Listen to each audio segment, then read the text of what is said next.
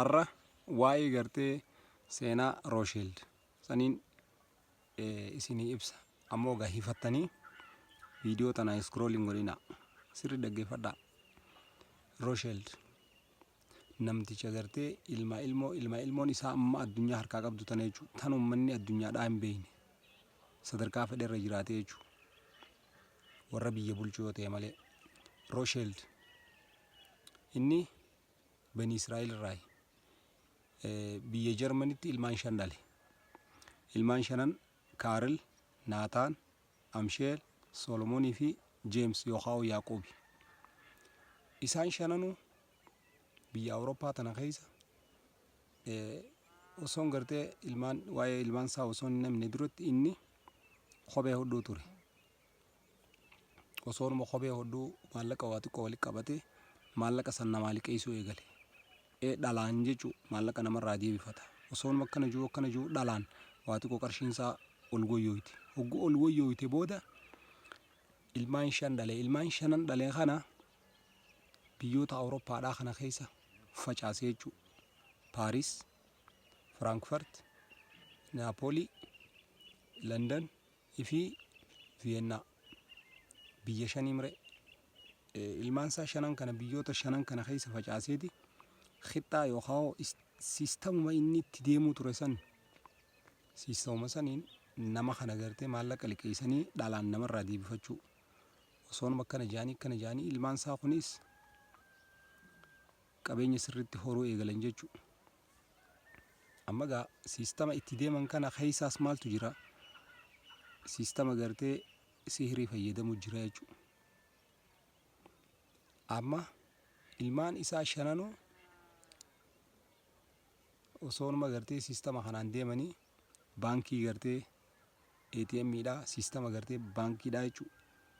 Uummatan jechuudha. Siistama baankii kanaatiin osoonuma deemanii maal eegalan ammaas? Amma gaa barahami barri kuni baroo gartee jaarraa barriin amma haasoo kuni jaarraa gartee 17ffaa keessa. Akkasitti amma ijoolleen isaa tunis siistama gartee abbaan isaa itti deemu yookaan tooftaadha abbaan isaa itti deemu kana hogguu qabatan biyyoota 5 gartee keessatti amma isaan hiraman kana maal eegalan? Ummataaf liqeessuu bira dabraniiti mootummaafuu maallaqa liqeessuu eegalan jechuudha. Mootummaa biyya hooggantu. Amma gaa isaan wal quba qaban osoonuma akkana jaanii kana deemanii maal eegalan? Siistama itti deeman kanaan mootummaa maallaqa liqeessu namni maallaqa qabu ገንዘብ ያለውን በሰማይ መንገድ አለው ጃማሪ namni hogguu gartee abbaa maallaqaa ta'e waa hundaa to'achuu ni danda'a jechuudha. Akkasii mootummaa to'achuu eegalan jechuudha. Osoo akkana numa deeman maal eegalan? Mootummaa gartee isaan hara ifii barbaadanitti ajajuu. Osoo jaanii amma akkasitti gaa hara gartee Amsheel guddaan isaanii kun jechuudha.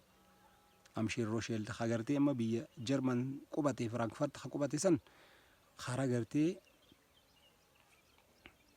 Ameerikaadhaatti achi gartee godaanee jechuudha. Akkasitti amma Ameerikaadhaatti hindoota diddiimoo abbootii biyyaa jechuudha. Hindoota diddiimoo to'atanii dachii isaanii san gartee humnaan dhuunfachuu eegalan jechuudha. Dachii gartee hindoota diddiimoodha. Akkasitti Amsheel Ameerikaa qubate jarri khaanis warramma gartee biyya Awurooppaadhaa ilmaa ilmoon isaanii Awurooppaa tana gartee guututti harkaa qabdu jechuu ni dandeenya jechuudha. Beeljiikaas yoo dhayite, Suweesaas yoo dhayite, Faransaas yoo dhayite, Ingiliiz yoo dhayite, Ispeenis akkasuma. Ilmaa ilmoon isaanii hattaa biyyoota Arabaatillee ni jiran jechuudha. Amma biyyoota Arabaa biyya gartee kama Kuwait yoo taate Kuwait, Suudii, Bahreen, Qatar biyyoonni Khaliijaa kun akka gartee himanitti ilmoo gartee bara 19 keessa gartee biyyoota Khaliijaa kana qubsiisanii oduun jettus ni jirti. Jara kana deeggarsa gartee ammas Ibiliisii boodarra jira. Isaan kun immas deeggarsa Ibiliis qaban. Maaliif ummata gartee ijila gabbaruu ture waan ta'aniif ummata gartee sa'aa dahabaa hagartee hin dubbanne kan gaafa nabi Muusaadha ummata gabbaruu ture waan ta'eef waan ummata gartee jallina samicna wacasayna ummata jiru waan ta'eef ummata macsiyaa malee gartee karaa rabbiin deemaa jeen san deemuu miti. Ammas siistama gartee faayinaanshalii kana malee dhalaa gurguruudhaas wiskii gurguruu farshoo qumaara hojiilee gartee waan rabbiin dhorke rabbiin ittiin dhahaatinaa jee akeekachiisanuu kannaa oolu sanuma dalagan jechuudha. Amma akkasitti itti aansee lola gartee addunyaadhaa tokkoffaa kan kaasee meeshaa waraanaa gartee biyyootaa fi biyyoota jidduutti gurguratus isaani. Biitti takkaa fi biitti takka akka gartee walloltee meeshaan waraanaa gartee isaan jidduutti daldalamtu hagodhus isaanuma. Addunyaa tana lolli tokko yoo ka'e akka lolli san gartee hin dhaabbanne hagodhus isaanuma. Maaliif kara lachuutii gartee meeshaa waraanaa waan itti gurgurataniif daldala jechuudha. Ilmi namaa du'uun isaaniif daldala. Ammas angawaa tokko gartee angawaa mootummaadhaa tokko kan gartee ofii barbaadanii kaayyatan akka isaan ofii barbaadanitti isaaniif ajajamu. Amma akkasitti akkuma amma gartee amsheel biyya Awurooppaadhaatirraa hogguu gartee karaa Ameerikaadhaa achi godaane isaan miidiyaa irratti isaasiin bahanii biyya Ameerikaa tana gartee ikoonomiidhaan to'atan. Karaa gartee edukeeshinaatiinis to'atanii jiran. Karaa gartee miilitariidhaatiin to'atanii jiran. Karaa gartee ammas karaa gartee seenatorootaatiin siyaasaa mootummaadhaatiinis to'atanii jiran. Maaliif waan gartee qarshiis qabatanii jiranii. Waan gartee sheexaanaas gartee isaan sheexaanni isaan kana waan hoogganee jiruuf waan isaan kana sheexaanni qabatee jiruuf biyya Ameerikaa tana qabatanii isaan looyarootaa fi gartee luubiilee dhaabbataniiti isaan waan barbaadan looyarootaa fi karaa gartee luubiilee kanaan mootummaa Ameerikaatu isaan hoogganaa jechuudha. Mootummaan Ameerikaatiis deeggarsa waan isaanirra harkataniif qabeenyi isaaniitis hedduu isaa barra guddaa akkasiin sihirii fayyadaman jechuudha. Mootummaan Ameerikaatis addunyaa tana hoogganti jechuudha. Biyyuma fedhe yoo taate biyyuma feete yoo taate biitti aangoo gartee isaan quba hin qabne mootummaan bulchu hin jiru addunyaa tanarra jechuudha. Biyya feete yoo taate isaan tuqa ifii barbaade hoogganaa isaan tuqa ifii barbaade aangoo irraa buusa. Akkamitti gartee ummata kana dhaabuu hin danda'amti. Akkamitti ummata kana dhaabuu hin danda'amti. Militariidhaanis gartee ummanni kuni ciccimoo akkasuma teknooloojiinis gartee kutanii jiranii akkasuma humna namaatiin kutanii jiranii akkasuma gartee meediyaadhaanis meediyaa gurguddaa addunyaa tanaa isaantu harkaa qaba. Akkasuma ammas gartee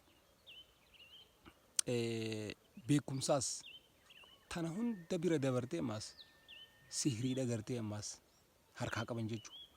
Akkamitti dhaabsisuun danda'ama. Isaan kana dhaabsisuun laaftu. Maaliif ilma namaa waan ta'aniif. خلق الإنسان ضعيفا لال أجرتي ilmi namaa kun hanga fadhe yoo gartee humna fadhe yoo qabaate da'iifa maas ilmi namaa maaltu isaan kana lafaan dha'uu danda'a. Imaana jabaa qabaachuudha. Imaana jabaa qabaattee yoo gartee rabbii keetitti tawakkaltee rabbii if dura baafte ammaas ajaja qura'aanni gartee akkamin namaan deemaa yoo habeeytu ta'e isaan kana lafaan dha'uu laaftu. Ammaas nama tokko osoo hin ta'in nama lama osoo hin ta'in laal mu'minni kun hedduminaan isaan kana lafaan dha'uu hin danda'amu malee islaamummaa qofaanis humaa irraa taruu hin danda'amtu. Maaliif garaagarummaa qaba jechuu islaamaa fi mu'minni. Tunis quraana deebitee quraana irraa hubachuu barbaachisa jechuu. Haasoo kana jala deemtee haasoo kanaan gartee haasoo negatiivii deebisuu osoo hin ta'in. Haasawniin haasoo kunis haasoo gartee riyaalitii dhugaa qabatama addunyaan ammatti jirtu tana. Dhugaa qabatama addunyaan ammatti bulu jirtu jechuudha. Haasoo propagandaatiin haasoo haqiiqaadhaati. Yoo amma sii galuu dhaballee guyyaan sii galuu ni dhufa. Saniifuu waa'ee isaanii gartee amma ani akka gartee mata dureedhaatti haanuma tuttuqu malee waa'ee isaanii haasawiituu fixuu hin danda'u waan. Waa'ee isaanii haasawee fixuu hin danda'u. Maaliif? Waan gartee amata dhibba meeqa gartee walirra kuufamee jireenya gartee rabbiin addunyaa tanarra lafa kaayee itti deemaa nuun je'ee faallaa waan taateef haasawni isaanii waan hawwuu takkatti haasawamee dhumuu miti. Saniif ani gaa mata duree isinii tuttuqee isinis gartee Google search godhaa waa'ee isaanii gartee baraa. Waan na gaafattan anis isiniif deebisaa. Sheer godhaa. Salaamu alaikum.